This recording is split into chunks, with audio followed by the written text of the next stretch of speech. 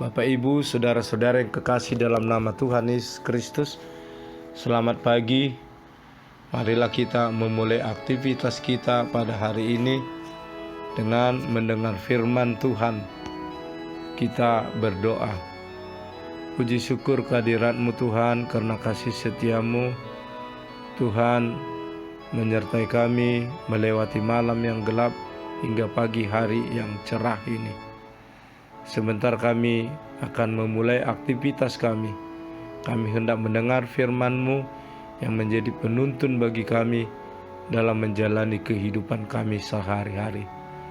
Terangilah hati dan pikiran kami Tuhan dengan kuat kuasa Roh-Mu yang kudus, sehingga kami boleh mengerti akan firman-Mu dan dapat melakukan kehidupan kami sesuai dengan kehendak-Mu, menjadi kemuliaan bagi nama-Mu, membawa sukacita dan berkat bagi kami. Terimalah Tuhan doa kami ini dalam pengasihan-Mu, di dalam Kristus Yesus Tuhan dan Juru Selamat kami. Amin. Yang menjadi nats renungan bagi kita pada hari ini, Selasa 22 November 2022, diambil dari kitab 1 Samuel pasal 12 ayat 24. Demikianlah bunyinya. Hanya takutlah akan Tuhan dan setialah beribadah kepadanya dengan segenap hatimu.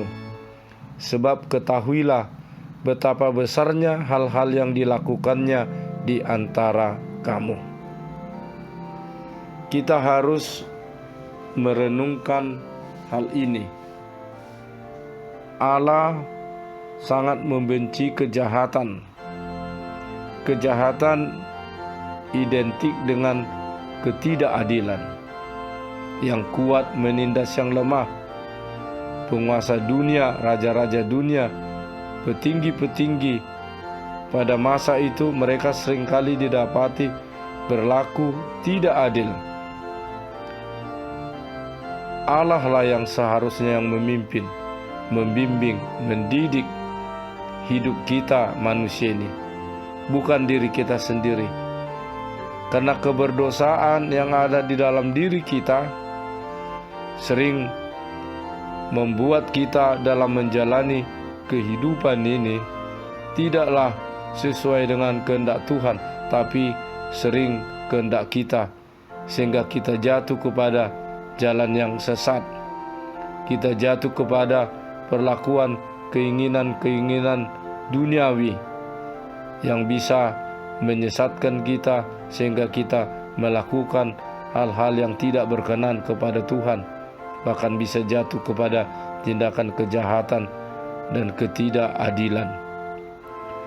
Ketika nats ini, orang-orang Israel memandang bangsa-bangsa sekelilingnya dan mereka terpengaruh. Mereka menginginkan dipimpin oleh raja, yang pada saat itu mereka dipimpin oleh Samuel yang merupakan imam, dan mereka meminta kepada Samuel supaya mengangkat raja. Mereka merasakan apabila mereka dipimpin oleh seorang raja, mereka akan lebih baik. Padahal sesungguhnya mereka tidak melihat permasalahan pada masa kehidupan pemimpin-pemimpin raja yang kadang-kala berlaku sewenang-wenang kepada rakyatnya. Oleh sebab itu, Samuel yang pada saat itu sudah tua merasa sedih akan permintaan dan permohonan bangsa ini yang menginginkan mereka dipimpin oleh seorang raja seperti bangsa-bangsa sekitar mereka. Padahal Tuhan sendirilah yang menjadi raja mereka. Tuhanlah yang memerintah mereka, membimbing mereka. Ketika mereka keluar dari tanah perbudakan Mesir, Tuhan yang menjadi pemimpin, pembimbing mereka. Tetapi di tengah-tengah permohonan ini, Samuel sangat sedih dan Samuel memberitahukan kepada Tuhan apa yang diinginkan oleh bangsa Israel. Tuhan memberitahukan sesungguhnya kepada Samuel, dasarnya orang Israel adalah menolak kepemimpinan Tuhan. Mereka lebih suka dipimpin oleh raja, mereka lebih suka dipimpin oleh manusia dan bukan Tuhan. Dan sesungguhnya permintaan mereka ini adalah menolak Tuhan. Itulah sebabnya dalam 1 Samuel pasal 12 ayat 24 ini dikatakan, takutlah akan Tuhan, setialah beribadah kepada Tuhan. Sebab ketahuilah besar segala perbuatan Tuhan. Nah, nats ini juga ingin mengajarkan kepada kita supaya kita senantiasa meminta pemimpinan daripada Tuhan di dalam kasih-Nya dalam Yesus Kristus.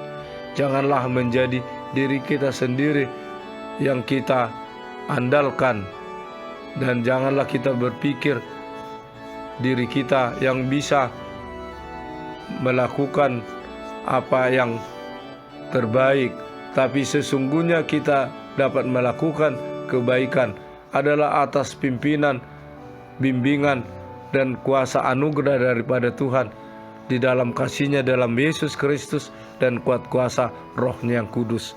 Oleh sebab itu, marilah kita senantiasa berserah diri kepada Tuhan dan minta tuntunan bimbingan-Nya supaya kita tahu dan dapat melakukan apa yang dikehendaki oleh Tuhan yang menjadi kemuliaan bagi nama-Nya, sukacita, berkat, dan kehidupan bagi kita. Amin. Kita berdoa.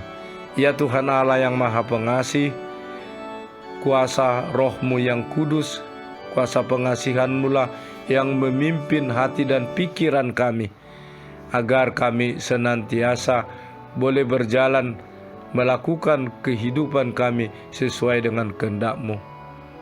Tuhan, ajarlah kami dengan kuat kuasa Roh-Mu yang kudus melalui firman-Mu, agar senantiasa bersuara kepada diri kami, dan mampukanlah kami dengar-dengaran akan firman-Mu, karena itulah pelita, itulah kekuatan bagi kami menjalani kehidupan kami sesuai dengan kehendak-Mu.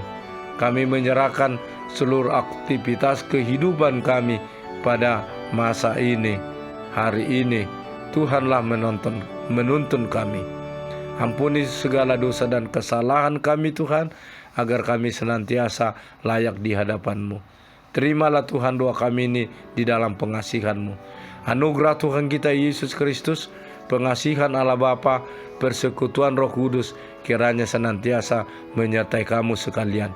Amin.